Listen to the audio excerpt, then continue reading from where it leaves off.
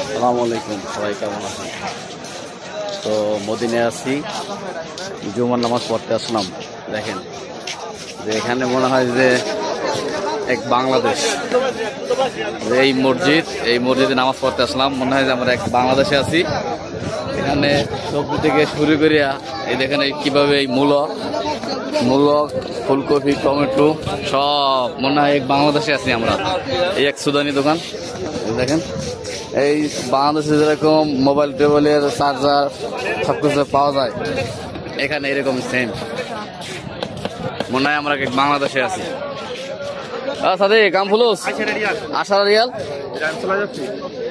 Real, হ্যাঁ মনে হয় এক বাংলাদেশে আছি আমরা।